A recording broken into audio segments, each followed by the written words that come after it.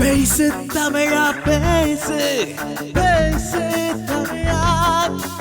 பாரிலே மூத்த மொழி இது, பாரதி போற்று மொழி இது. வையகம் ஆண்ட தமிழினம் தாயென போற்று மொழி இது. கல் தோன்றி மண் தோன்றிடும் முன்னமே வையம் தன்னில் தோன்றி வாழும் அன்னை தமிழில் பேசவாவா. பேசும் பேச்சில் வீரத்தோடு கருத்தும் கூடினார். பேச்சிலே மாணவர் திறம் காத்திடும் அனைத்துலக நலம். பேசு தமிழா பேசு, பேசு தமிழா பேசு.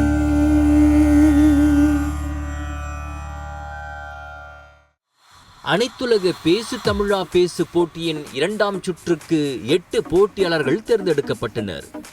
இவர்களிலிருந்தே மாபெரும் இறுதிச் சுற்றுக்கு 4 தேர்ந்தெடுக்கப்பட உள்ளனர் என்பதால் போட்டியின் கடுமை அதிகமாக இருக்குமா? இது ஆஸ்ட்ரோ வானவில் வணக்கம் மலேசியா இணைந்து SRM பல்கலைக்கழக ஆதரவில் படைக்கும் அனைத்துலக பேசு தமிழா பேசு கல்லூரி மற்றும் பல்கலைக்கழக மாணவர்களுக்கான பேச்சு போட்டி 2016 2ஆம் சுற்று. இந்த 2ஆம் சுற்றானது இருவர் பங்கு கொள்ளும் விவாத களமாக அமையப்பெற உள்ளது. இந்த சுற்றில் மொத்தம் 3 பிரிவுகள் உள்ளடங்கியுள்ளது. முதல் பிரிவில் இரு போட்டியாளர்களும் தங்களுக்கு கொடுக்கப்பட்ட தலைப்பின் நிலைப்பாட்டை ஒட்டி 3 நிமிடங்கள் தங்களின் கருத்துக்களை முன்வைக்க வேண்டும்.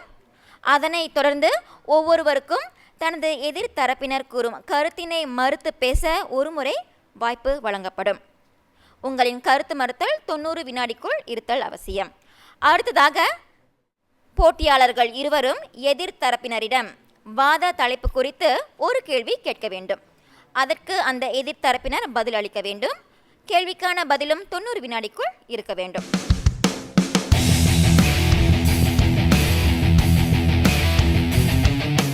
இந்த 2ஆம் சுற்றினை தொடக்கி வைக்க வருகின்றனர் இந்தியாவைச் சேர்ந்த அருண் நாகேந்திரன் மற்றும் இந்தியாவைச் சேர்ந்த மதிவதனா ராஜமாணிக்கம்.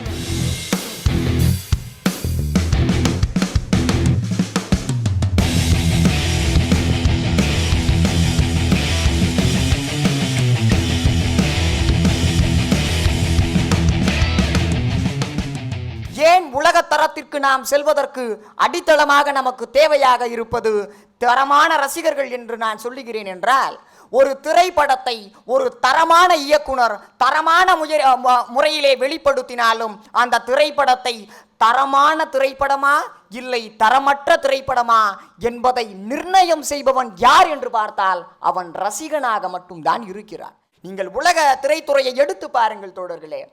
ராபர்ட் பிரவுனினுடைய ஒரு படத்தை நான் பார்த்தேன், தி பியூட்டிஃபுல் மைண்ட் என்று சொல்லக்கூடிய ஒரு திரைப்படம். இன்றைய கல்வி முறைக்கெல்லாம் சாட்டையடி கொடுக்கக்கூடிய ஒரு திரைப்படமாக அந்த திரைப்படத்தை நான் கண்டேன். ஆனால் நம்முடைய தமிழ் திரையுலகத்தில் இருக்கக்கூடிய வேறுபாடு என்ன என்று பார்த்தால், அங்கே இருக்கக்கூடிய திரைப்படம் எல்லாம் 1.5 மணி நேரமோ 2 மணி நேரமோ மட்டும்தான் இருக்கும். அங்கு எந்த ஒரு திரைப்படத்திலும் தேவையில்லாத குத்துப்பாடல்களை அவர்கள் புகுத்துவதும் கிடையாது. ஆக மக்களுக்கு எது தேவையோ, எது மக்களினுடைய குறையாக இருக்கிறதோ அதை தங்களுடைய திரைத்துறையின் மூலமாக வெளிப்படுத்துவது உலக திரைத்துறையாக இருக்கிறது. ஆனால் நம்முடைய தமிழ் திரைத்துறையிலே அது சற்று குறைவாகத்தான் இருக்கிறது என்பதை நாம் ஒத்துக்கொள்ள வேண்டும். நீங்கள் சொல்லலாம், சாட்டை போன்ற திரைப்படங்கள் எல்லாம் நம்முடைய இயக்குநர்களின் சிறந்த படைப்பு இல்லையா? கட்டாயமாக சொல்லுகிறேன், சிறந்த படைப்பு தான். ஆனால் நீங்கள் உலக சினிமாவை எடுத்து பாருங்கள். அந்த தி பியூட்டிஃபுல் மைண்ட் என்று சொல்லக்கூடிய அந்த திரைப்படத்திலே மிக அழகாக சொல்லுவான், எந்த ஒரு குழந்தையும் 7 வயது நிரம்பும் வரை கல்வி கற்பதற்கே செல்லக்கூடாது. அந்த குழந்தை தான் கண்டதையும் கேட்டதையும் வைத்துத்தான் தன்னுடைய பிள்ளை பருவத்திலே கல்வியை வளர்த்து கொள்ள வேண்டுமா. 7 வருடத்திற்கு பிறகுதான் அந்த குழந்தை பள்ளிக்கே செல்ல வேண்டுமாம். அப்படி பள்ளிக்கு சென்றாலும் கூட அந்த குழந்தைக்கு வீட்டு பாடம் என்பதே கொடுக்கப்பட மாட்டாதாம். இப்படிப்பட்ட ஒரு நிகழ்வு. அது மட்டும் கிடையாது, அவர்களுக்கு எந்த விதமான தேர்வுகளும் கிடையாது. முதல் தரம் 2ஆம் தரம் என்கின்ற தரவரிசை பட்டியலும் கிடையாது. நீங்கள் கேட்கலாம், பிறகு எதற்காக அந்த குழந்தைகள் எல்லாம் பள்ளிக்கு செல்கிறார்கள்? ஒன்றே ஒன்றிற்காக. அந்த திரைப்படத்திலே மிக அழகாக சொல்லுவான், அந்த குழந்தைகள் எல்லாம் தங்களுடைய அறிவை வளர்த்து கொள்வதற்காக மட்டும்தான் பள்ளிக்கூடத்திற்கு செல்ல வேண்டும் என்று சொன்னார். நீங்கள் கேட்கலாம், இது சாத்தியமா? சாத்தியம்தான். இது ஒரு வரலாற்று உண்மை. பின்லாந்து நாட்டினுடைய கல்வி முறை உங்களுக்கு தெரிந்திருந்தால் தெரியும். பின்லாந்து நாட்டிலே எந்த ஒரு குழந்தையும் 7 வயது நிரம்பும் வரை பள்ளிக்கு செல்வது கிடையாது. எந்த ஒரு குழந்தைக்கும் வீட்டு பாடம் கொடுக்கப்படுவது கிடையாது. எந்த ஒரு குழந்தைக்கும் தேர்வுகளிலே முதல் தரம் 2ஆம் தரம் என்கின்ற தாழ்வு மனப்பான்மை கிடையாது. ஆனால் அந்த குழந்தைகளுடைய எதிர்காலம் என்ன என்று நீங்கள் கேட்கலாம். பதிலும் அந்த திரைப்படத்திலே சொன்னான் மிக அழகாக. என்ன தெரியுமா? உலக அளவிலே நடைபெறக்கூடிய அத்தனை போட்டித் தேர்வுகளிலேயும் முதலிடம் பிடிப்பது பின்லாந்து நாட்டு மாணவர்களாகத்தான் இருக்கிறார்கள். பின்லாந்து நாட்டினுடைய கல்வி அறிவு சதவிகிதம் 197% இருக்கிறது. ஆக இப்படிப்பட்ட திரைப்படத்தை உலக தரத்திலே இருக்கக்கூடிய உலக மக்கள் வரவேற்கிறார்கள். ஆனால் நம்முடைய தமிழ் திரைத்துறையில் இதை நாம் வெளிப்படுத்தினால் நமக்கு கட்டாயமாக தோல்வி படமாக மட்டும்தான் அது மாறும். ஆக எந்த ஒரு திரைப்படத்தையும் அதற்குள் இருக்கக்கூடிய கருத்தை உள்வாங்கக்கூடிய திறனை ரசிகன் பெற்றிருந்தால் கட்டாயமாக இந்த சமூகத்திலே நம்முடைய தமிழ் திரைத்துறையினால் ஒரு மாபெரும் மாற்றம் நடக்கும் என்பதை யாராலும் மறுக்க முடியாது. உலக தரத்தை நம்முடைய தமிழ் திரைத்துறை எடுத்துச் செல்வதற்கு கட்டாயம் நமக்கு தேவை தரமான ரசிகர்கள் ரசிகர்கள் ரசிகர்கள் என்று சொல்லி வாய்ப்பிற்கு நன்றி பாராட்டி விடைபெறுகிறேன். நன்றி, வணக்கம். அருண் நாகேந்திரனுக்கு நன்றி. இப்பொழுது மதிவதனா, நீங்கள் உங்கள் வாதத்தினை முன்வைக்கலாம்.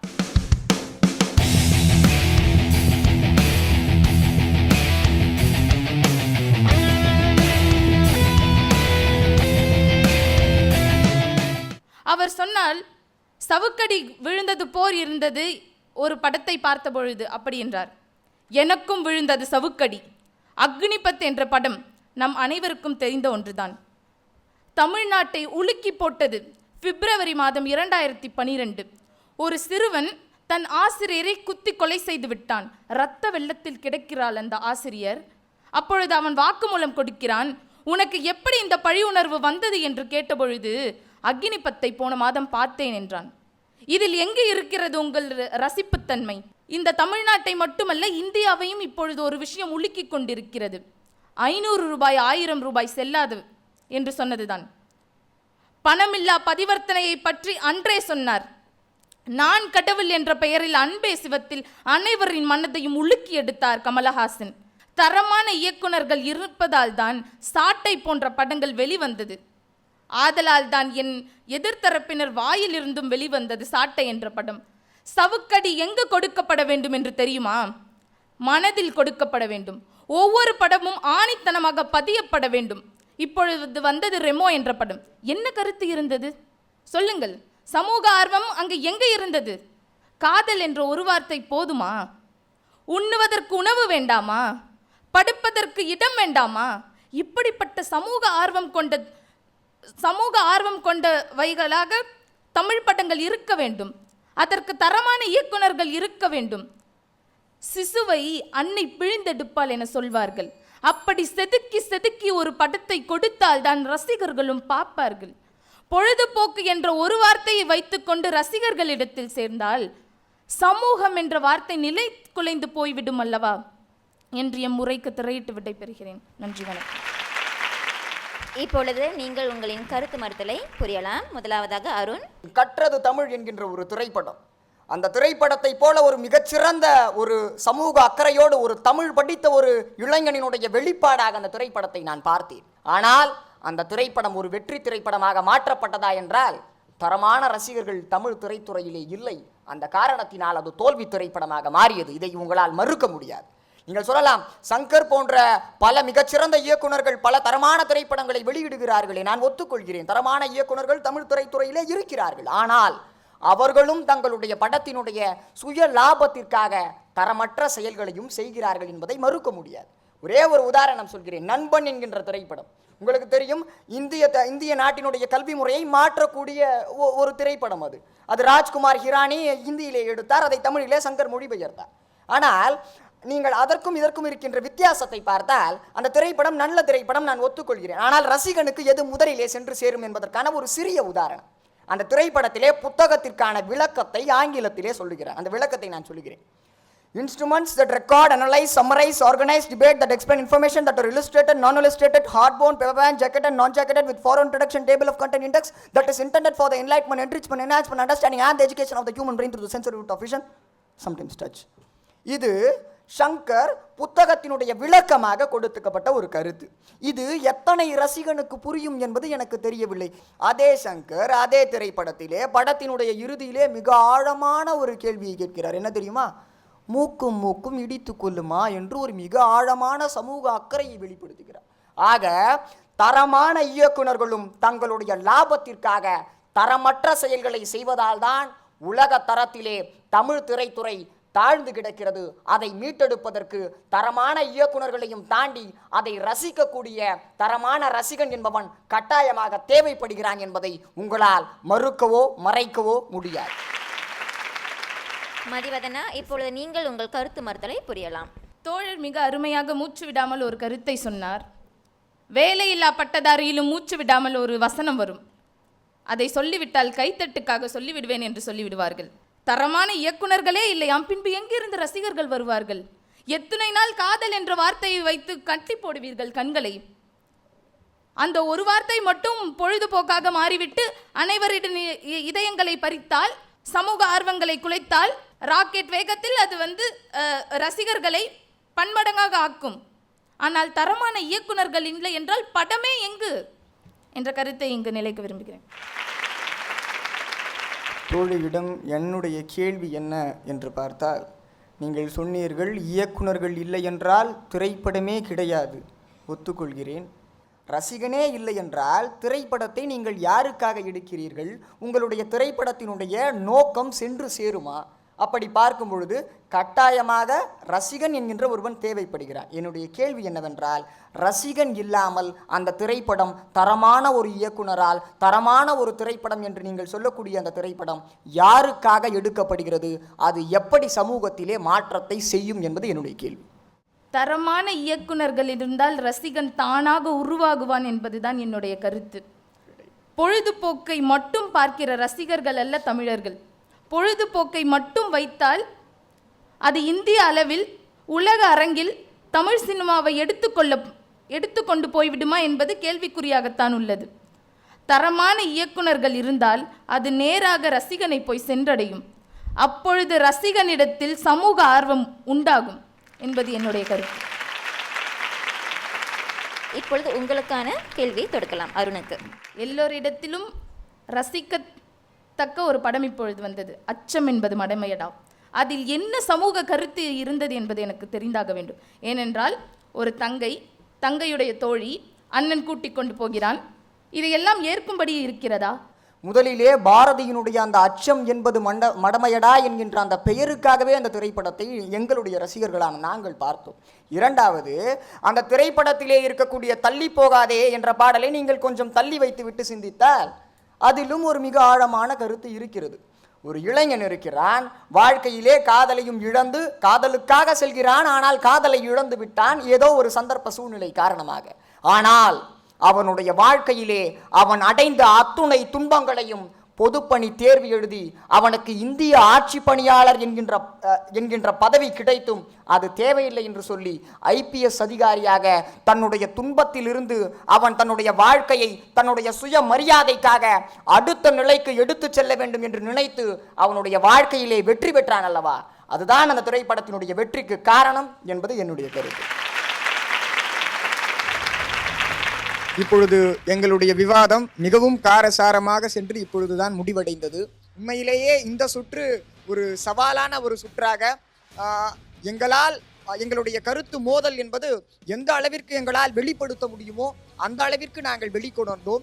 காரசாரங்கிறது அடுத்த கட்டத்துக்கு போய் கருத்துக்கள் பல பரிமாற்றத்தோட பல தோரணையோடு நாங்கள் 2 பேரும் பார்த்தோம்.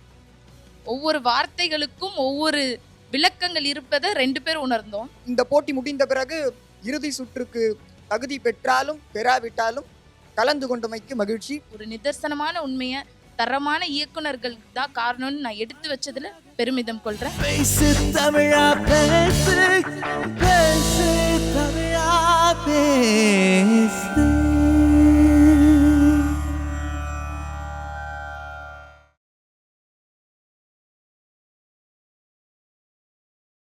பேசு தமிழா பேசு, பேசு தமிழா பேசு.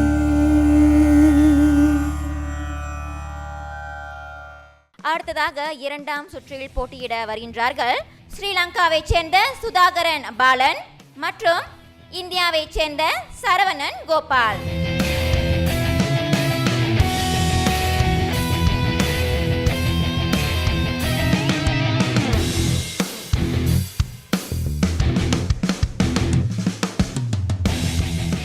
மன்னிப்பு என்பது ஒரு மன தத்துவமான வழி. இன்னா செய்தாரை ஒருத்தல் அவர் நாண நன்னியம் செய்துவிடல் என்றுதான் வள்ளுவம் வாய்மறை போதிக்கிறது பாருங்கள். இன்று உலகளாவிய ரீதியிலே பின்லாந்து, நோர்வே, டென்மார்க், ஸ்வீடன் போன்ற நாடுகளிலே அதிகளவு குற்றங்கள் குறைந்துள்ளன. சிறைச்சாலையிலே இருக்கின்ற அதிகளவு குற்றவாளிகளுக்கு சுதந்திரம் விடப்பட்டிருக்கிறது. அவர்கள் தாங்கள் செய்த தவறுகளை திருந்துவதற்கு அங்கு சட்டம் இயற்றப்பட்டிருக்கிறது பாருங்கள். ஆகவே அங்கு அவர்கள் திருந்துவதற்குரிய வழி இருந்ததன் காரணமாகத்தான் இன்று அந்த நாடுகளிலே இன்று குற்றங்கள் வெகுவாக குறைந்துள்ளதாக புள்ளி விவரம் கூறுகிறது. உதாரணமாக பாருங்கள், மகாத்மா காந்தி தன்னை கொலை செய்த கோட்சேயை மன்னிக்கும் போது மனிதர்கள் நாங்கள் காந்தி அளவுக்கு பெரிய அளவுக்கு அவரிடமிருந்து நாங்கள் கற்றுக்கொண்ட பெரிய பாடம் என்ன? 16 வருடங்கள் சிறை தண்டனை அனுபவித்த நெல்சன் மண்டேலா எதிரிகள் மூலம் தன்னுடைய சிறை தண்டனை அனுபவித்து வந்த பின்பு அவர்களால் சிறை தண்டனை அனுபவித்தவர்களை மன்னிக்கவில்லையா? இன்று சர்வாதிகாரி ஹிட்லர் ஒரு தமிழனிடம் மன்னிப்பு கேட்கவில்லையா? மன்னிப்பு என்பது ஒரு மனித குணம் பாருங்கள். அவனை திருத்துவதற்குரிய உரிய வழிகளை அந்த மன்னிப்பு மூலம் அழகாக எடுத்து காட்டுகிறது. உதாரணமாக சமய வழியிலே நாங்கள் நோக்கும் போது இயேசு கிறிஸ்து அடித்தவனுக்கு மீண்டும் அடி என்று கூறவில்லை. ஒரு கன்னத்தில் அறைந்தால் மறுகன்னத்தை காட்டு என்கின்றான். சமய விழுமியத்தை போதிக்கின்றார். அங்கு நான் மிக சிறிய அளவிலே ஒரு சின்ன விடயத்தை உங்கள் முன் கூறிக்கொள்ள விரும்புகின்றேன். பயத்தை காட்டி காட்டு மிராண்டித்தனத்தை அவர்களுக்குள்ளே புகுத்தி மனிதர்கள் என்கின்ற நிலையிலே இருந்தவர்களை விலங்குகளுக்கு கொண்டு செல்வதுதான் தண்டனை. இலக்கியங்களிலே நாங்கள் இலக்கணம் தேடும் போது நிராயுதபாணியாக நிற்கின்ற ராவணனை ராமன் இன்று போய் நாளை வா என்று கூறுவதும் அதிசிறந்த மன்னிப்புக்குரிய கருத்துத்தான்.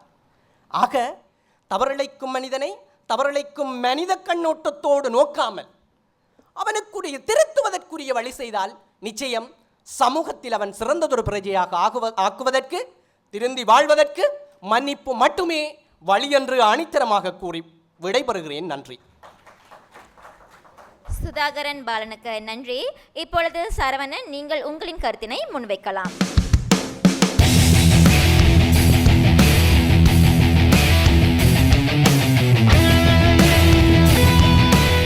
இவர் சொல்வதைப் போல மன்னிப்பு என்பது ஒருவனை திருத்தும் என்றால் அது சூரியனை பார்ப்பதற்கு விளக்கை எடுத்த கதையாகத்தான் இருக்கும். நான் கேட்கிறேன், மன்னிப்பு என்ற ஒன்றே ஒரு மனிதனை திருத்திவிடும் என்றால் உலக நாடுகளிலெல்லாம் இத்தனை வழக்காடு மன்றங்கள் எதற்கு? இத்தனை வழக்கறிஞர்கள் எதற்கு? இத்தனை சட்டங்கள் எதற்கு? இத்தனை சிறைச்சாலைகள் எதற்கு? காவல் நிலையத்திற்கு கொண்டு வந்து மன்னித்து விடுகிறேன் என்று சொல்லி புறம் வழியாக அனுப்பி வைத்திருக்க வேண்டியது தானே. ஏன் மன்னிப்பு அதை செய்ய முடியவில்லை? பாதகம் செய்வோரை கண்டால் நீ பயம் கொள்ளலாகாது பாப்பா, மோதி மிதித்து விடு பாப்பா, முகத்தில் காரி உமிழ்ந்து விடு பாப்பா என்று ஒரு பச்சிலம் குழந்தைக்கு கூட குற்றத்தை கடிந்து அதை நாம் தண்டனை கொடுக்க வேண்டும் என்று பாரதி சொல்லிக் கொடுத்தான் என்றால் அதற்கு ஒரு காரணம் இருக்கின்றது. எப்படி இல்லை என்று சொல்ல முடியும்? இவர் சொன்னார் காந்தி அவர்கள் மன்னித்தார் என்று. ஆனால் அதே காந்தி தான் இன்னொன்றும் சொன்னார். ஒரு கண்ணை குருடாக்கினால் அதற்காக இன்னொரு கண்ணை கொடுக்க முனைந்தால் இந்த உலகத்தில் எல்லோருமே குருடர்களாகத்தான் இருக்க முடியும் என்று காந்தி தான் சொன்னார் என்பதை இவருக்கு நான் இங்கே நினைவுபடுத்த விரும்புகிறேன். தண்டனைகள் என்பது கொஞ்சம் கசப்பாகத்தான் இருக்கும், அதில் எந்த ஒரு மறுப்பு கருத்தும் இல்லை. நோய் வந்தபோது அதை குணம் செய்து கொள்ள வேண்டுமென்றால் கசப்பான மருந்துகளும் ஊசிகளும் குத்தி கொள்ள வேண்டியது அவசியம்தான். ஆனால் அந்த வலியினுடைய விளைவு என்பது நல்ல பயனை கொடுக்கக்கூடியதாகத்தான் இருக்கும். அப்படித்தான் தண்டனை என்பதும் ஒரு கட்டத்திலே அவனை திருத்துவதற்கான ஒரு நல்ல வழிமுறையாகத்தான் இருக்கும். இதையெல்லாம் வேண்டாம் என்றால் எல்லோரும் ஒரே ஒரு நிமிடம் குற்றவாளியாக இருந்து பாருங்கள், சும்மா குற்றவாளியாக இருந்து பாருங்கள். உங்களை சிறைச்சாலையிலே போடுகிறார்கள் நீங்கள் செய்த தவறுக்கு. சிறைச்சாலையில் நல்ல சாப்பாடு இல்லை, சுற்றம் இல்லை, மனைவி இல்லை, மக்கள் இல்லை, சுதந்திரம் இல்லை. அந்த வாழ்க்கையை வாழ்ந்து விட்டு வெளியே வருகிற நமக்கு, அந்த சுதந்திர காற்றை சுவாசிக்கிற நமக்கு மீண்டும் இந்த தவறை செய்து உள்ளே போக வேண்டும் என்கின்ற எண்ணம் ஒரு மனிதனுக்கு வருமா? அப்படி வரும் என்று அவர் சொன்னால் தண்டனைக்கே அடங்காத மனது மன்னிப்புக்கா அடங்கப் போகிறது என்ற கேள்வியை நான் அவரிடமே இங்கே கேட்க விரும்புகிறேன். அவர் சொன்னார் தண்டிப்பது என்பது மிருக குணத்திற்கு ஒப்பானது என்று. தண்டனையை கொடுத்தால் கூட அதிலிருந்து மீள முடியாமல் இன்னும் திருடனாக இருக்கிற பொழுது மன்னிப்பு எப்படி ஒருவனை திருத்த முடியும் என்று நான் கேட்கிறேன். அப்ப தண்டிப்பும் திருத்தாதா என்று கேட்டால் நான் ஒன்றைத்தான் சொல்ல விரும்புகிறேன். இந்த நாட்டிலே புகுந்து குண்டுகளை வைத்த தீவிரவாதிகளை மன்னிப்பதைப் போல ஒரு மடத்தனம் எதுவும் இல்லை. அவர்கள் திருந்த போவதில்லை.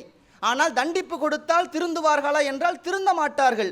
ஆனால் அவர்கள் மேலும் தவறு செய்யாமல் இருக்க ஒரு தடுப்பாக தண்டனை இருக்கும் என்பதை நான் இங்கே பதிவு செய்து கொண்டு வாய்ப்பிற்கு நன்றி கூறி விடைபெறுகிறேன். நன்றி, வணக்கம். சரவணன் கோபாலுக்கு நன்றி. இப்பொழுது கருத்து மறுத்தல் அங்கம் சுதாகரன் பாலன், நீங்கள் சரவணனுடைய கருத்தினை மறுத்து பேசலாம். தம்பிக்கு இவ்விடத்தில் நன்றி கூற கடமைப்பட்டிருக்கின்றேன். ஏனென்றால் காந்தியினுடைய கருத்தினை அழகாக என் பக்கம் திருப்பியதற்கு. கண்ணுக்கு கண் என்பது இந்த ஒட்டுமொத்த உலகத்தையே குருடாக்கிவிடும். தவறு செய்தவனுக்கு தண்டனை என்பது உலகத்தை குருடாக்கிவிடும் தானே தம்பி. அவனை திருத்துவதற்குத்தான் வழி கூறினார். அவனை சமூகத்துக்கு உள்வரத்தான் காந்தி தன்னுடைய கருத்தினை அழகாக முன்வைத்தார். உலகளாவிய ரீதியிலே இன்று அறியப்பட்டு ஒட்டுமொத்த உள்ளங்களையும் உருக்குலைந்த செய்தி 2007ஆம் ஆண்டு காலமறியாத கண்ணினுடைய அந்த பாலகன் விளையாட்டுக்காக விதி தேடிய ரிஷானா நஃபீக் 17 வயதிலே பிள்ளை வளர்க்க தெரியாது தான் பருக்கிய புட்டிப்பாலினால் மாண்டு புதைந்த ரிஷானா நஃபீக்குக்கு உலகளாவிய ரீதியிலே நீங்கள் மரண தண்டனை நிறைவேற்றியது சரியா? பாருங்கள், மனம் வாழ்வதற்கு கொடுத்ததெல்லாம் கொடுத்தான். அவன் யாருக்காக கொடுத்தான்? ஒருவருக்காக கொடுத்தான், இந்த ஊருக்காகத்தான். ஆக கொடுத்ததெல்லாம் இந்த உலகத்துக்கு தந்துவிட்டான். அழகான சினிமா வரிகள். இந்த ஊருக்காக தந்திருக்கின்றான் வாழ்க்கை வாழ்வதற்கு. இந்த வாழ்க்கை என்பது ஒரு குறுகிய வட்டம். அந்த குறுகிய வட்டத்துக்குள் இங்கு தவறு செய்யாதவர்கள் எவரும் இல்லை. ஆகவே அந்த தவறு செய்கின்ற மனிதன் திருந்துவதற்காக அவன் உபயோகிக்கின்ற முறைதான் மன்னிப்பு. உங்களால் வழங்கப்படுகின்ற மரண தண்டனை, ஆயுள் தண்டனை, தூக்கு தண்டனை, இப்படி எத்தனையோ தண்டனைகள், ஊசியேற்றுதல், இப்படி என்று எத்தனையோ தண்டனைகளால் உலகத்தை திருத்த முடியும் என்றால் எங்கே திருந்துகின்றது உலகம்? ஆக அவர்களையும் இந்த உலகத்தில் வாழ வைப்பதற்கு ஒரு அரும்பெரும் முயற்சிதான் மன்னிப்பு. உங்களுடைய தண்டனையால் இந்த உலகம் அதிகளவு சிறைச்சாலைகளை கூட்டிக் கொண்டு போகுமே ஒழிய ஒரு சிறந்த கருத்துள்ள ஒரு சிறந்த உள்ளங்களை இந்த உலகத்துக்கு கொடுக்கவே முடியாது. நன்றி. சரவணன், இப்பொழுது நீங்கள் சுதாகரனுடைய கருத்தினை மறுத்து பேசலாம். அற்புதமான ஒரு வாதத்தை முன்வைத்த தோழருக்கு என்னுடைய நன்றிகள். அவர் வைத்த வாதங்களை நான் ஒன்றொன்றாக உடைக்க விரும்புகிறேன். அவர் முன்னர் சொன்னார், இன்னா செய்தாரே ஒருத்தல் அவர் நான நன்னயம் செய்துவிடல் என்று வள்ளுவன் சொன்னான் என்று சொல்கிறார். அவர் தமிழ் வார்த்தையினுடைய ஆழப்பொருளை அறிந்து கொள்ளவில்லை. அந்த இன்னா செய்தாரே ஒருத்தல் என்கிறதல்லவா, அந்த ஒருத்தல் என்ற வார்த்தைக்கான பொருளே தண்டனை என்பதை அவர் புரிந்து கொள்ள வேண்டும். அவருடைய மொழியிலே சொல்ல புகுந்தால் மன்னிப்பு கூட ஒரு வகையில் தண்டனை தான். அவர் இன்னொன்று சொன்னார், ராவணன் போர்க்களத்திலே நிராயுதபாணியாக நிற்கிற பொழுது இன்று போய் நாளை வா என்று சொன்னானே, ராமன் மன்னித்து விட்டானே என்று சொன்னான். போனவன் சீதையை அனுப்பி வைத்தான் என்று நான் கேள்வியை கேட்கிறேன். மன்னிப்பு அவனை திருத்தியதா? இல்லை. அவன் உயிரை ராமனின் வில்லாற்றலை கொன்று அடித்து தண்டனை வழங்கி அவன் இறந்த பிறகு கம்மன் சொல்கிறான், முகம் முன்பை விட 3 மடங்கு பொழிந்தது என்று சொல்கிறான். நான் கேட்கிறேன், ராமன் சொன்ன மன்னிப்பால் அவன் திருந்தினானா? இல்லை. அவர் சொன்னார், மகாத்மா காந்தி அவர் அகிம்சையை எதிர்பார்த்த அந்த மனிதர் அவர் மன்னிப்பை மட்டும்தான் எதிர்பார்த்தார் என்று கேட்டால் நான் கேட்கிறேன், மகாத்மா கூட ஒருவரை மன்னிக்காமல் தான் இருந்தார். அது அவருக்கு தெரியுமா என்று தெரியவில்லை. மகாத்மா ஒருபோதும் ஆங்கிலேயர்களை மன்னித்ததே கிடையாது. என்ன ஒரு புது குண்டு என்று நீங்கள் எதிர்பார்க்கலாம். மன்னிப்பு என்றால் என்ன தெரியுமா? ஆங்கிலேயரை பார்த்து என் நாட்டை நீங்களே ஆண்டு கொள்ளுங்கள், போய்விடுங்கள் என்று சொல்லியிருந்தால் அதற்கு பெயர் மன்னிப்பு.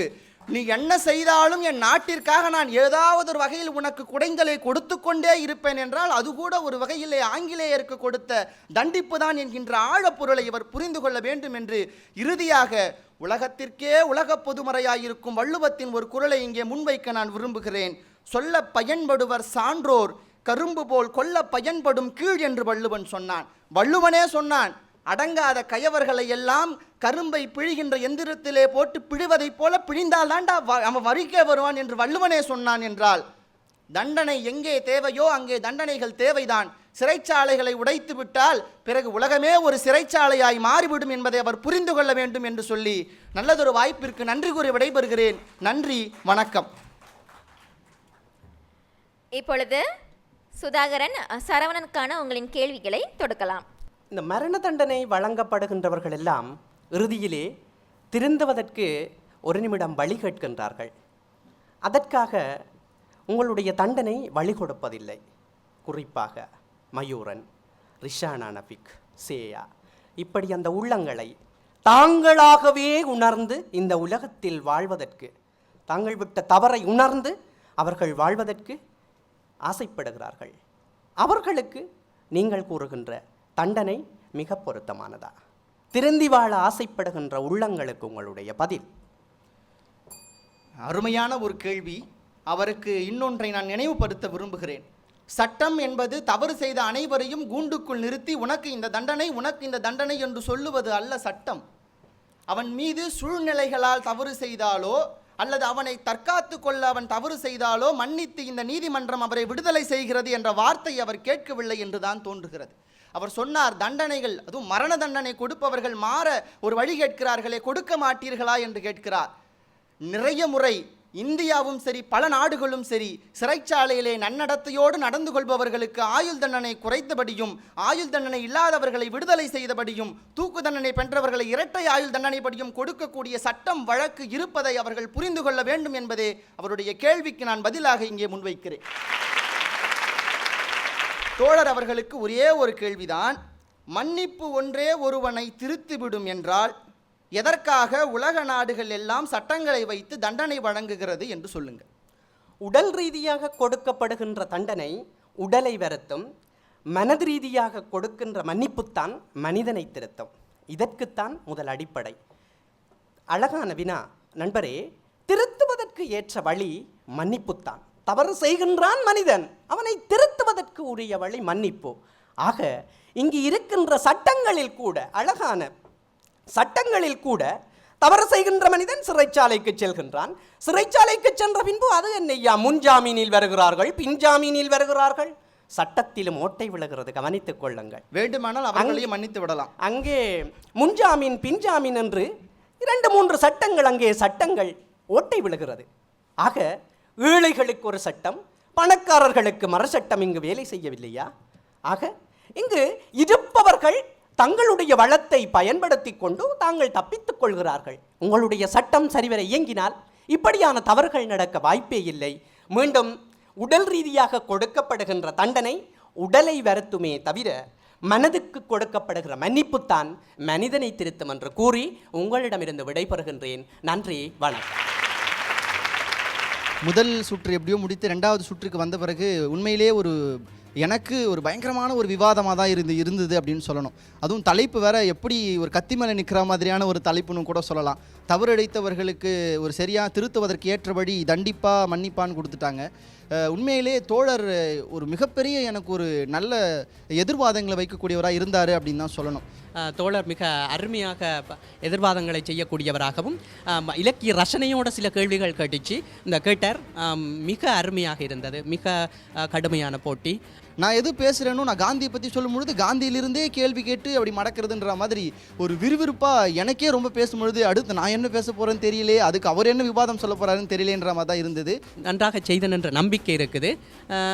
பார்க்கலாம், அடுத்த சுற்றுக்கு முன்னருவன் என்ற நம்பிக்கை எனக்கு இருக்குது. பட் காட் கிரேஸ், பார்க்கலாம். பேசு தமிழா பேசு, பேசு தமிழா பேசு.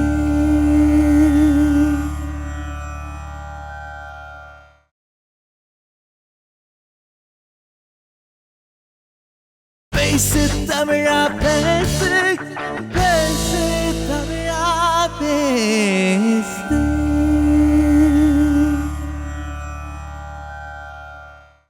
அடுத்ததாக 2ஆம் சுற்றில் போட்டியிட வருகின்றார்கள் ஸ்ரீலங்காவைச் சேர்ந்த பிரியதர்ஷினி வின்சென்ட் பாரிஸ் மற்றும் மலேசியாவைச் சேர்ந்த கலிச்செல்வி ரத்னம்.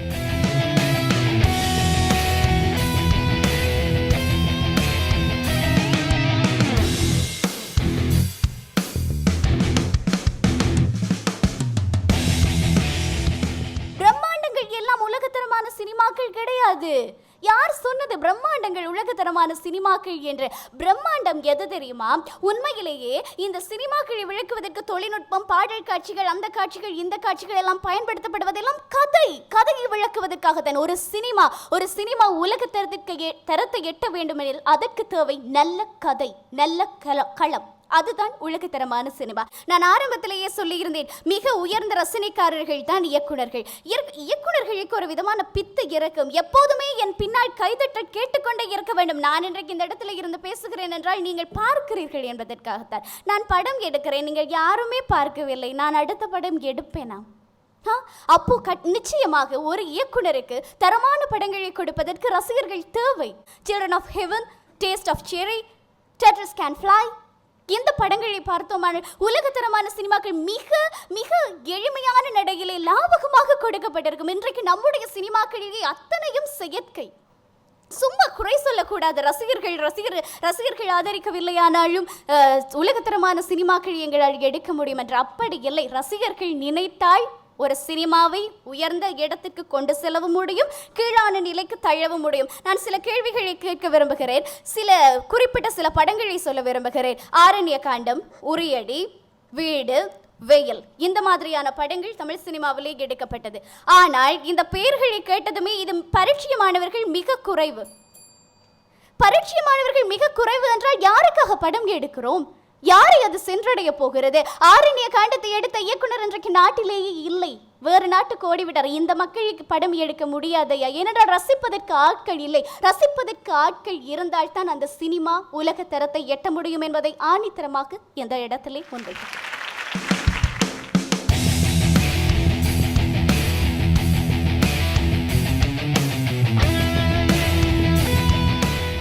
தரம் என்பது ஒரு திரைப்படத்தை எந்த விதத்தில் உலக தரத்தை அடைய செல்லாம் என்றால் கதை கரு, களம், திரைக்கதை, பாடல், தொழில்நுட்பம், நடிப்பு என்று பல்வகை இதில் மேலாண்மையாக இருந்து இயக்கிக் கொண்டிருக்கும் அந்த இயக்குனர்கள் இல்லை என்றால் தமிழ் சினிமாக்கள் உலகத்தரத்தை எட்டாது.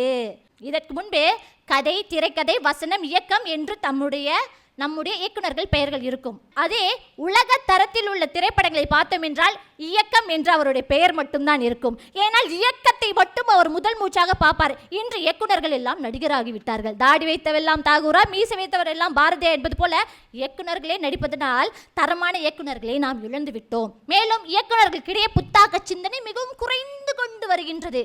அன்று வந்தது அதே நிலா சச்சச்சா, அதே மாற்று இன்று நிலா நீ வானம் காற்று மழை என்ற அதே நிலவை மீண்டும் மீண்டும் படித்துக் கொண்டிருக்கிறோமே தவிர நிலவில் வாழ்ந்தால் எப்படி இருக்கும் என்ற புத்தாக்க சிந்தனையோடு திரைப்படங்களை நாம் படைப்பதில்லை.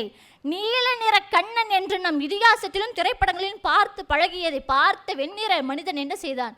இந்த நீல மனிதன் வெற்று கிரகத்தில் வசித்தால் எப்படி இருப்பான் என்று யோசித்து அவதார் படத்தை எடுத்தான். செய்தோமா? உலக அரங்கிற்கு அவர்களுடைய விடங்கள் கொண்டு சென்று சேர்ப்பதே நம்முடைய அடிப்படையாக இருந்தாலும் இயக்குனர்கள் இன்று தரமான திரைப்படங்களை இயக்காததால் தான் தமிழ் சினிமாக்கள் உலக தரத்தை எட்டவில்லை. மேலும் நீங்கள் கேட்கலாம், சரி இந்த உலக தரத்தில் பிரபலம் பெறுகின்ற வேற்று மொழி திரைப்படங்களை தமிழர்களாகிய நாமும் ரசிக்கிறோம்.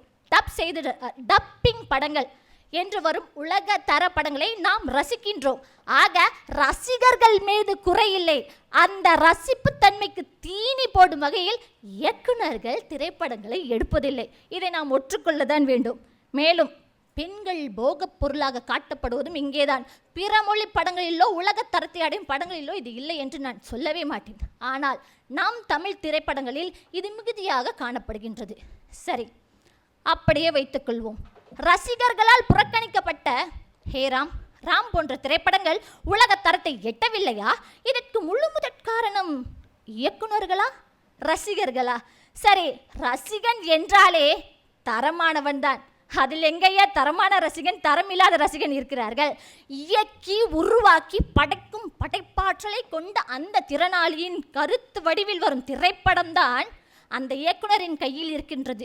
உலக தரத்தை எட்ட போகின்றதா இல்லையா என்று கடவுள் யாருன்னு யார் பார்த்தா அது கண்ணில் காட்டுது இந்த சினிமாதான் என்று கூறுவதற்கொப்ப சினிமாவின் மூலம் இந்த உலக பறந்து விரிந்த இந்த கண்ணோட்டத்தை பார்க்கும் நம் கண்ணோட்டத்துக்கு முன்னோட்டமாக அமைய வேண்டியது இயக்குனர்களின் கண்ணோட்டம் என்று கூறி உலக தரத்தை தமிழ் சினிமாக்கள் தமிழ் திரைப்படங்கள் எட்ட வேண்டும் என்றால் அதற்கு தேவை தரமான இயக்குனர்கள் என்று கூறி என்னுடைய உரையை முடிக்கின்றேன். நன்றி, வணக்கம்.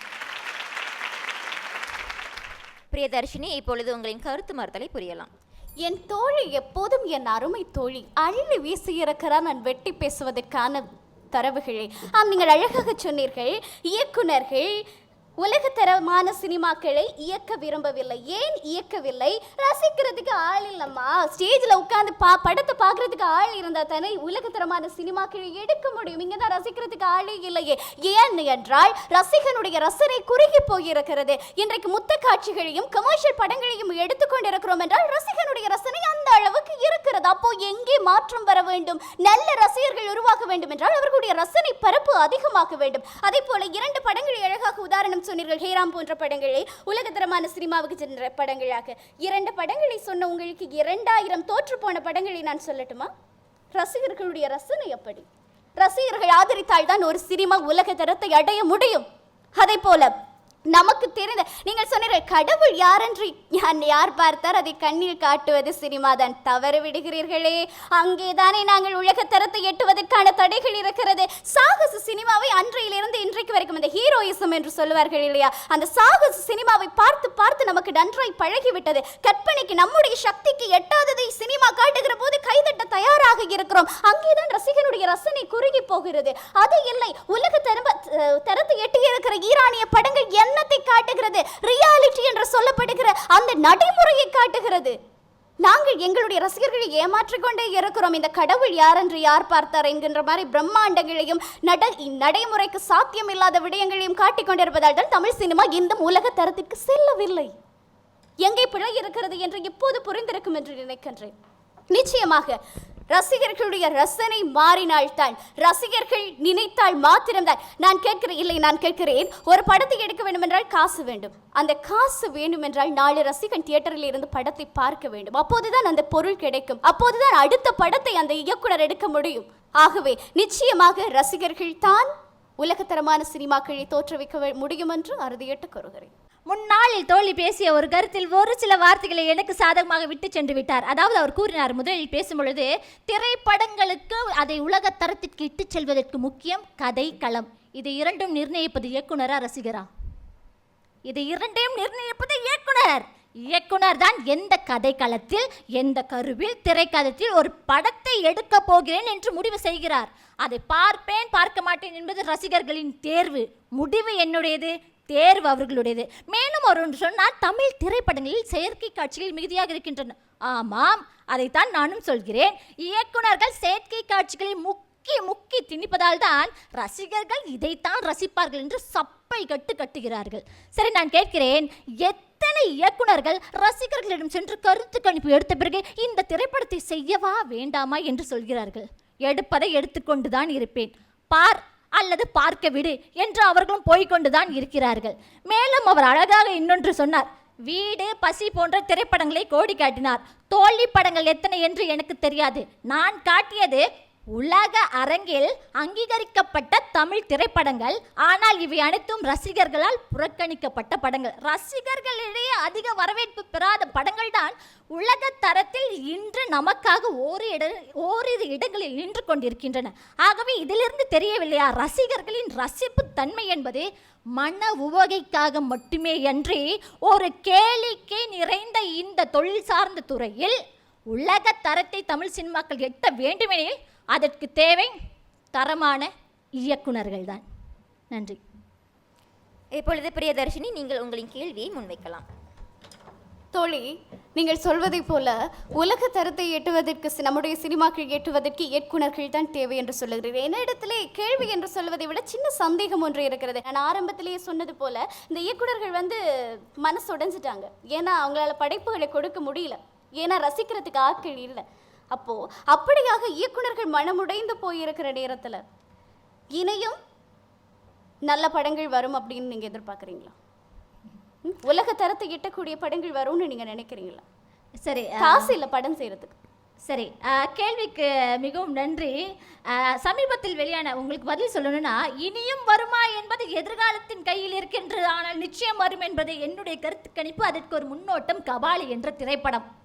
சரி, மலேசியா மண்ணில் மலேசியர்கள் மிடுக்காக வாழ்கிறார்கள் என்று பறைசாற்றிக் கொண்டிருக்கும் பொழுது சிறுபான்மையர் சந்திக்கும் ஒரு சிக் சந்தேகங்கள், அந்த சந்தேகங்களுக்கு இடையில் சவால்கள் எப்படி இருக்கின்றன என்ற உலக அரங்கில் தமிழரின் நிலையையும் படம் பிடித்து பார்த்து காட்டிய அந்த கபாலி திரைப்படம் உலக அரங்கில் இருக்கும் அனைத்து தமிழ் ரசிகர்கள் நெஞ்சிலும் விதைந்தது, இன்று வேரூன்றி நிற்கின்றது. இதற்கு காரணம் என்ன? அந்த இயக்குனர். இதற்கு முந்தைய படத்தில் அந்த இயக்குனரின் படம் எது? மெட்ராஸ். அதாவது இந்த நாட்டில் தமிழர்கள் எப்படி இருக்கிறார்கள், இடம்பெயர்ந்து போன பிற நாடுகளில் எப்படி இருக்கிறார்கள் என்று தமிழர்களின் உளவலாகிய ஒரு சிந்தனையை மாற்றம் கொடுக்கக்கூடிய ஒரு உலக திரைப்படம் அது. உலக திரைப்படம் என்பது மேற்கத்திய திரைப்பட இயக்குனரால் விதிக்கப்பட்ட ஒரு விதி. அந்த விதிக்கு உட்பட்டு இனியும் தமிழ் சினிமாக்கள், தமிழ் திரைப்படங்கள் தொடர்ந்து வந்து கொண்டேதான் இருக்கும். அது வர வேண்டும் என்றால் நமக்கு தரமான இயக்குனர்கள் தேவை. இவர்கள் செய்யும் ஒரே தவறு என்ன தெரியுமா? இயக்குனர்களின் தவறு. போத்த புதுசு ஜூஸ் பழசுன்னு சொல்லுவாங்க எங்க ஊர்ல. அதாவது வடிவத்தில் தான் மாற்றிக்கொண்டிருக்கிறார்கள். உள்ளே இருக்கும் அந்த குளிர்பானம் அதே தன்மையை கொண்டதுதான். அதே போல்தான் தமிழ் திரைப்படங்களும் அதே அரைத்தமாவையே அரைத்து கொண்டிருக்கிறார்கள். அன்று விறகடுப்பில், இன்று மின்சார அடுப்பில். அதுதான் வித்தியாசம். கலைச்செல்வி, இப்பொழுது நீங்கள் உங்களின் கேள்வியை முன்வைக்கலாம். நீங்கள் அங்கு தொட்டு இங்கு தொட்டு மீண்டும் இயக்குனருக்கே வந்ததினால் உங்களிடம் ஒரு கேள்வி. ரசிகர்கள் ரசிக்கவில்லை என்றால் அந்த தமிழ் திரைப்படம் உலகத்தரத்தை அடையாது என்பது உங்கள் கருத்து. ரசிக்க ஆள் வேண்டும், அதை நான் ஒற்றுக்கொள்கிறேன். ஆனால் இந்த ரசிகர்களின் வரவேற்பை மிக குறைவாக பெற்ற விசாரணை திரைப்படம், ராம் திரைப்படம் போன்ற திரைப்படங்கள் உலக அளவில் உலகத்தர பட்டியலுக்கு தேர்வாகி சென்ற பொழுது இதற்கு முக்கிய காரணம் இயக்குனரா அல்லது ரசிகர்களா? மிக அற்புதமான கேள்வி. ஏன்னா இப்போ எனக்கு இன்னொரு புது கேள்வி வந்திருக்கு. சினிமா எடுக்கப்படுவது விருதுக்காகவா? உள்ளூர்காரனுக்கு தெரியாத சினிமா, நீங்க சொன்னது போல அதிகமான ரசிகர்கள் மத்தியில் சென்றடையாத ஒரு சினிமா உலகத்தரம் என்று சொல்லி சான்றிதழ் கிடைக்கப்பட்டிருக்கு. அப்படி என்று சொல்லி சொன்னால் சினிமா எடுக்கப்பட்டது வரும் விருதுக்காக. எதற்காக? அந்த படத்தினுடைய முக்கியமான கொள்கை என்ன? அந்த சமூகத்திலே மாற்றத்தை ஏற்படுத்த வேண்டும், அல்லது அந்த தான் எடுத்துக்கொண்ட கதைக்களத்தை இன்னொருவருக்கு புரியும்படி மிக அழகாக சொல்ல வேண்டும். அப்போ யாருக்காக நீங்கள் படம் எடுத்தீர்கள் என்ற ஒரு கேள்வி வருகிறது இல்லை? ஆகவே நிச்சயமா யாருக்காக படம் எடுத்தீர்கள் என்ற கேள்வி வருகிற போது வெறும் விருதுக்காகத்தான் படம் என்கிற அளவுக்கு வந்துட்டு உலக தரத்துக்கு, உள்ளூர்காரனுக்கு தெரியாத சினிமா உலக தரத்துக்கு போகுதுன்னு சொல்லி சொன்னா வெறும் விருதுக்காக எடுக்கப்பட்ட படம் தான் அந்த படம். மன்னிக்கணும், விருதுக்காக சொல்ல, உலக தரத்தை தொட்டு பிடித்த படங்கள் என்று சொன்னேன், விருதுகளை குறிவித்த படங்கள் என்று சொல்லவில்லை. இல்ல, விருது உலக தரம் என்பது ஒரு மிகப்பெரிய விருது தோழி. அதை நீங்கள் முதல் அதை நான் ஒத்துக்கொள்கிறேன். உலக தரத்துக்கு செல்வது மிகப்பெரிய விருதுதான். அதை எட்ட வேண்டுமெனில் இயக்குனர் தேவை. நன்றி. நன்றி. என்னுடைய துறை பார்த்தோம்னா ஆசிரியர் துறை. ஆக சினிமா துறையொட்டி உலக தரத்திற்கு அந்த சினிமா திரைப்படங்கள் போகணும்னா அதுக்கு என்ன தேர்வு இருக்கும் அப்படின்றதுல தகவல் திரட்டுறதுல எனக்கு ரொம்ப சிக்கலாக இருந்தது. இருந்தாலும் அந்த படப்படைப்பை நீக்கி மேடையில் சிறந்த ஒரு படைப்பை நான் கொடுத்துட்டு வந்திருக்கேன். எனவே தொடர்ந்து அடுத்த சுற்றுக்கு தேர்வாகுமா இல்லையா அந்த பதற்றத்துடன் நான் காத்து கொண்டிருப்பேன். என்னுடைய பகுதியில் இருந்து சரியாக நிறைய ஆதாரங்களை காட்ட முடியவில்லை என்ற ஒரு வேதனை ஒன்று இருந்தது. இனி வருகிற காலங்களில் அப்படி படங்கள் எடுக்கப்பட வேண்டும். நிச்சயமாக தமிழ் சினிமாவில் இருந்து உலகத்தரத்தை எட்டக்கூடிய வெறுமனை செயற்கை இல்லாத நல்ல படங்கள் உருவாக வேண்டும். இயற்கை சூழலை அப்படியே பிரதிபலிக்கிற படங்கள் உருவாக வேண்டும் என்று நான் கடவுளை பிரார்த்திக்கிறேன். எப்படி வரப்போகுதுன்னு தெரியல. தோழியை கழுத்தில் சும்மா சரவாரியாக 2 பேரும் களமாடிட்டோம். என்ன மாதிரி வரப்போகுதுன்னு தெரியல. முடிவு எதுவாக இருந்தாலும் மகிழ்ச்சி. 2ஆம் சுற்றில் இறுதி போட்டியாளர்கள் மலேசியாவைச் சேர்ந்த சிவராஜ் லிங்கராஜ் மற்றும் மியான்மரைச் சேர்ந்த சுரேஷ் வெள்ளதுரை.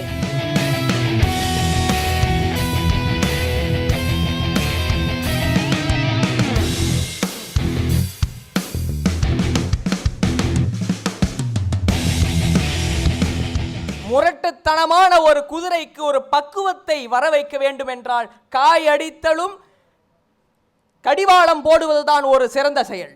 மனிதனுடைய பக்குவத்திற்கு, அவனுடைய காட்டு முனாண்டித்தனத்திற்கு, மனிதத்தை வளர்க்குவதற்கு சிறந்ததொரு வழியாக இந்த தண்டனை அமையப்பெறுகின்றது என்பதை நீங்கள் முதலில் புரிந்து கொள்ள வேண்டும்.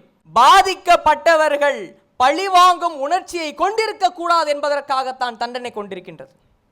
ஒருவன் தன்னுடைய தகப்பனை கொண்டிருக்கின்றான் என்றால் சட்டமும் தண்டனை என்ன சொல்கின்றது? அவனுக்கு கடுங்காவல் சிறை வரைக்கப்பட வேண்டும் என்று சொல்கின்றது.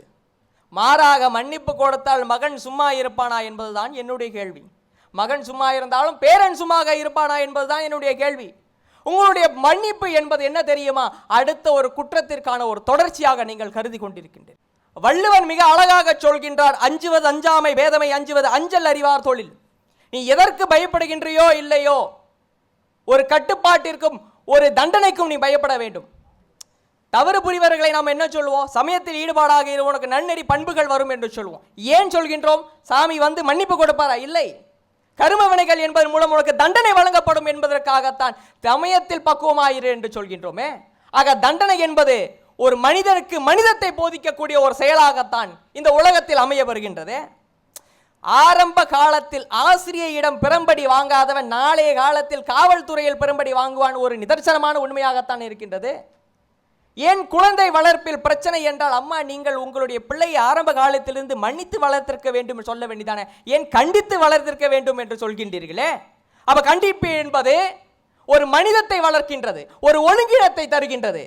ஆக தண்டனை தான் மனிதை திருத்துவதற்கு, மனிதத்தை மனிதனுக்கு போதிப்பதற்கு ஒரு சிறந்த வழி என்று நான் கூறி அமைகின்றேன். வாழ்க வளமுடன். இப்பொழுது சுரேஷ், நீங்கள் உங்களின் வாதத்தினை முன்வைக்கலாம்.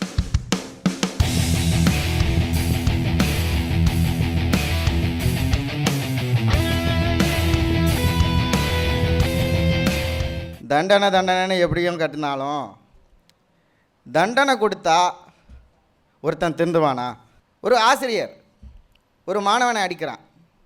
அவர் தவறு செஞ்சதுனால ஒரு மாணவரை ஒரு ஆசிரியர் அடிக்கிறாரு. அதையே அந்த மாணவன் மனசுக்குள்ளே வச்சுக்கிட்டு அவன் பெரியவன் ஆன உடனே அந்த ஆசிரியரை தண்டிக்கணும்னு மனசில் எண்ணுறான். அதை நீங்கள் நல்லதுன்னு நீங்கள் நினைக்கிறீங்களா? மன்னிக்க வேண்டியதை மன்னிக்கிற ஆசிரியர் வேணாமா? நீங்கள் தண்டிக்கிறத நீங்கள் நிலைநாட்டணுமா? அப்புறம் நம்ம சிலப்பதிகாரத்தில் நம்ம படிச்சிருப்போம், கோவலனை பாண்டிய மன்னன் கொன்னான்னு. ஏன் அப்படி கொன்னான்? அவன் செஞ்ச தவிர சரியாக ஆராயாமல் தண்டனை கொடுக்கணும்னு கொடுத்துவிட்டான். நீங்கள் சரியாக ஆராய்ந்து ஒரு மனிதன் மன்னிக்க வேண்டுமா இல்லையா சரியாக ஆராய்ந்து தீர்ப்பு சொன்னால் நீங்கள் அதுக்குள்ளே தண்டனையை புகுத்த வேண்டாமே? தண்டனைங்கிறது அங்கே தேவைப்படலையே. மனிதன் மனிதனாக வாழ வேண்டும் என்றால் தண்டனை தேவைப்படுவதில்லை. நீங்கள் மன்னிக்க கற்றுக்கொள்ளுங்கள். ஒரு மனிதனை மனிதன் மன்னிக்க கற்றுக்கொண்டால் அவனே ஒரு மனிதனாக மென்மேலும் மேலும் அவள் செல்வான். தன்னைத்தான் காக்கின் சினம் காக்க காவாக்கா தன்னையே கொல்லும் சினம் அப்படின்னு திருவள்ளுவர் சொல்லிட்டு போயிட்டாரு. அப்புறம் ஔவையார் ஆறுவது சினம். யார் சொன்னது? நம்ம ஔவையார். நம்ம காக்க வேண்டியது சினத்தை காக்காமல் நீங்கள் எப்படி உயிர் வாழ முடியும்? அந்த சினமே உங்களை கொண்டுடும் இல்லையா? நீங்கள் சினத்தை காக்கலைன்னா அந்த சினமே உங்களை கொல்லும். மூத்தூர் சொல்லும் முதுநெல்லிக்கனியும் முன்கசக்கும் பின் இனிக்கும் இல்லையா? அப்போ சொன்னால் உங்களுக்கு புரியாது. இப்போ உங்களுக்கு இனிக்குதா கசக்குதா அதை நீங்களே முடிவு செய்யுங்க. நன்றி, வணக்கம். சிவராஜ், இப்பொழுது நீங்கள் கருத்து மறுத்தலை புரியலாம். சொன்னது உண்மைதான் போல. நேற்று வந்த நேரமும் மணி 7:30 நிரூபித்து விட்டது இதுதான் என்னுடைய சூழ்நிலை என்று. நான் சொல்ல வந்த கருத்து யாதென்று தெரியுமா?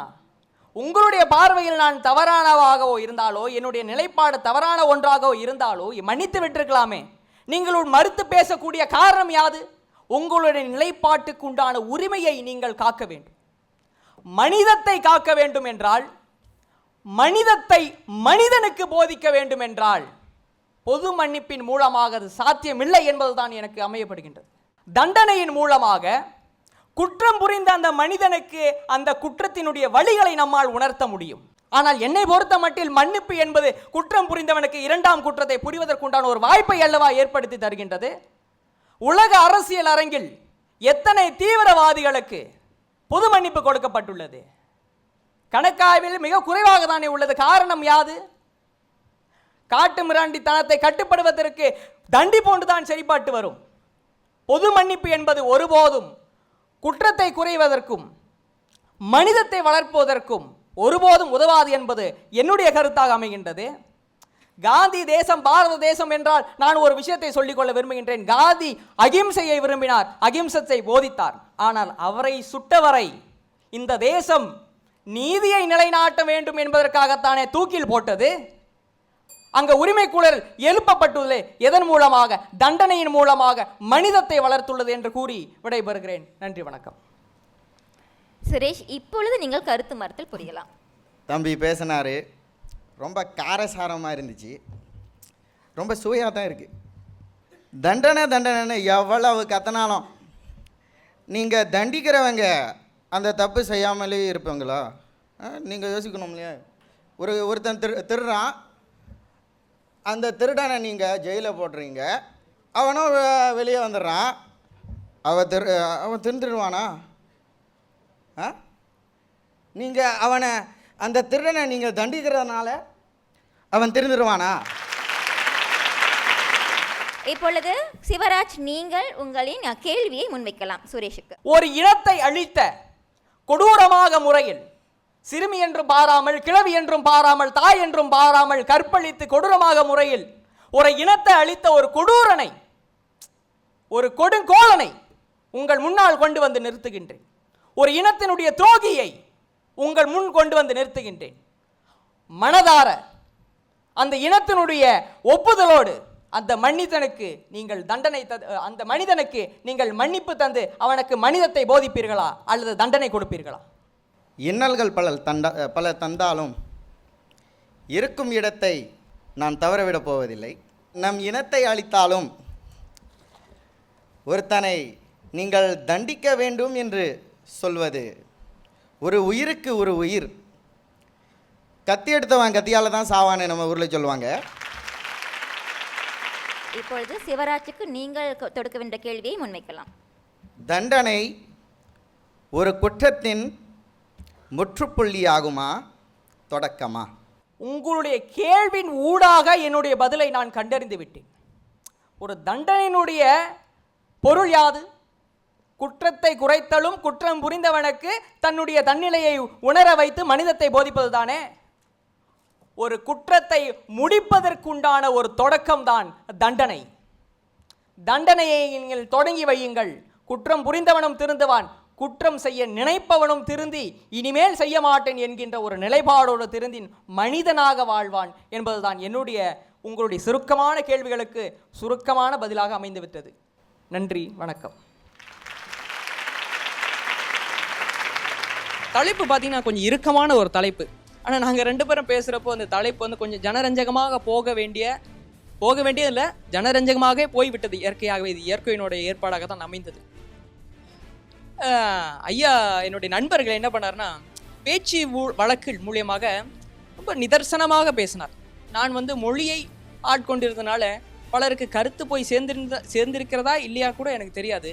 ஆனால் என்னுடைய நண்பர் பேசிய அந்த இலகுவான மொழியில் நிச்சயம் ஏதாவது ஒரு கருத்து அங்கே போய் சேர்ந்துருக்கும். அந்த பேச்சாற்றல் அளவுக்கு என்னால் பேச முடியலைனாலும் நான் விட்டு கொடுக்காம என்னுடைய தலைப்புக்கு இணங்க நான் என்னுடைய தோழரை நான் சந்தித்தேன். அந்த சந்திப்பில் வெற்றியை சிறிது நேரத்தில் எனக்கு தெரிந்துவிடும். மியான்மர் நாட்டிலிருந்து, தமிழ் இல்லாத ஒரு நாட்டிலிருந்து குழந்தை போல, கொஞ்சு தமிழ் போல, மல்லை தமிழ் போல என்னுடைய நண்பர் பேசியதை வந்து நான் ரசித்து கொண்டே தான் இருந்தேனே தவிர என்னால் அடுத்த கட்டத்தில் என்னால் பேசுவதற்கு வாய் எழவில்லை. வெற்றி பெறுவேனா தோல்வி அடைவேனா அதுக்கு எனக்கு தெரியாது. நான் கலந்து கொண்டேன், நான் இங்கே வந்தேன், எல்லோரிடமும் நாம் தமிழில் பேசினேன், அதுவே எனக்கு போதும். ஏழ் பிறப்பும் இன்பம் தருமாம் தமிழ். ஏழ் பிறப்பின் இன்பத்தை ஒரே சுற்றில் அள்ளி பருகிட வைத்தனர் 8 போட்டியாளர்களும். தமிழைச் சுவைத்த மயக்கத்தை துறந்து எண்மரில் 4வரை தேர்ந்தெடுக்க ஒன்று கூடியது நமது நடுவர் குழு. இரண்டாவது சுற்றில் எங்கள் குழுவை சேர்ந்த நீதிபதிகள் 3 அந்த பணியை சிறப்பாக செய்தார்கள். இறுதிச் சுற்று நடைபெற இருக்கிறது. அந்த இறுதிச் சுற்றை நானே முன்னின்று நடத்த விழைகின்றேன். மிகவும் விறுவிறுப்பாகவும் சுறுசுறுப்பாகவும் நேரம் போனதே தெரியாத அளவிற்கு அனல் தெரிக்கும் அளவிற்கு எல்லா மாணவர்களும் பேசியது மிகவும் சிறப்பாக இருந்தது. அதில் 4 மாணவர்கள் இறுதிச் சுற்றுக்கு தேர்ந்தெடுக்கப்பட்டிருக்கிறார்கள். இதோ காத்திருந்த தருணம். அனைத்துலக பேசு தமிழா பேசு போட்டியின் மாபெரும் இறுதிச் சுற்றுக்கு தேர்வான 4 யார்? அனைத்துலக பேசு தமிழா பேசு மாபெரும் இறுதி சுற்றுக்கு தகுதி பெறும் முதல் போட்டியாளர்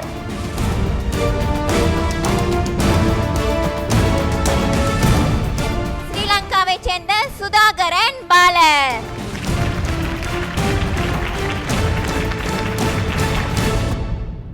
அடுத்ததாக அனைத்துலக பேசு தமிழா பேசு மாபெரும் இறுதி சுற்றுக்கு தகுதி பெற்றுள்ள அந்த 2வது போட்டியாளர்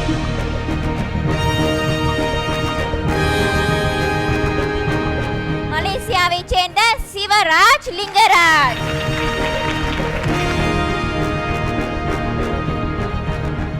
தொடர்ந்து இவ்வாண்டின் அனைத்துலக பேசு தமிழா பேசு மாபெரும் இறுதி சுற்றுக்கு தேர்வாகியுள்ள 3வது போட்டியாளர் இந்திய அணியைச் சேர்ந்த சரவணன் கோபால்.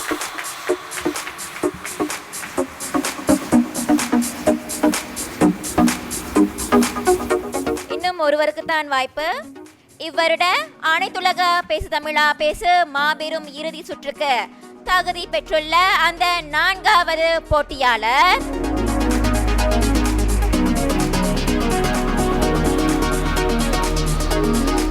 மலேசியாவை சேர்ந்த காலைச்செல்வி ரத்னம்.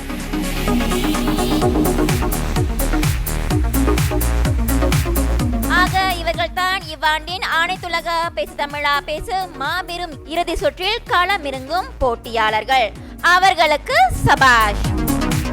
தமிழின் நெடுந்தூர சரித்திரத்தில் தாங்களும் இடம் பிடிக்க இதோ மலேசியாவை பிரதிநிதித்து இருவரும், இந்தியா மற்றும் ஸ்ரீலங்காவை பிரதிநிதித்து தலா ஒருவரும் மாபெரும் இறுதிச் சுற்றுக்கு தேர்வாகிவிட்டனர். சிறந்தவர்களில் சிறந்த 4 மாபெரும் இறுதிச் சுற்றினை காண்போம் அடுத்த பாகத்தில். உலக அளவில் தமிழனை முன்னிலைப்படுத்த நாம் ஆதிக்கம் செலுத்த வேண்டிய துறை விவசாயம். ஐயோ என்று ஒரே குரல் உலகம் முழுதும் ஒலிக்கிறது என்றாலும், அடடா சிக்ஸர் என்று எல்லோரும் கத்தி கூப்பாடுகிற குரல் என்றாலும், அது உலக அளவிலே கிரிக்கெட் என்கின்ற விளையாட்டை பார்க்கிற பொழுது மட்டும்தான் நம்மால் பார்க்க முடியும். இலங்கை நாட்டைச் சேர்ந்த பாலன் சுதாகரன் என்று வருவதற்கு 2 மாதங்களுக்கு முன்பே விண்ணப்பித்து விட்டேன். விவசாயம் மூலமா, விளையாட்டு மூலமா, சினிமா மூலமா, தகவல் தொழில்நுட்பத்தின் மூலம் மட்டும்தான் நண்பர்களே. சினிமா என்பது ராஜராஜ சோழனுடைய வரலாறு தொட்டு வீரபாண்டிய கட்டபொம்மனுடைய வரலாறை கொண்டு நாளைய உலகத்தினருக்கு நாம் யார் என்று காட்டுகின்றானே, அங்கு நிற்க போகின்றான் வருங்காலத்தில் தமிழனுடைய ஆதிக்கம் என்பதை நாம் புரிந்து கொள்ள வேண்டும். பேசு தமிழா பேசு, பேசு தமிழா. பாரிலே மூத்த மொழி இது, பாரதி போற்று மொழி இது. வையகம் ஆண்ட தமிழினம் தாயென போற்று மொழி இது. கல் தோன்றி மண் தோன்றிடும் முன்னமே வையம் தன்னில் தோன்றி வாழும் அன்னை தமிழில் பேசவாவா. பேசும் பேச்சில் வீரத்தோடு கருத்தும் கூடினார். பேச்சிலே மாணவர் திறம் காட்டிடும் அனைத்துலக தரம். பேசு தமிழா பேசு, பேசு தமிழா பேசு.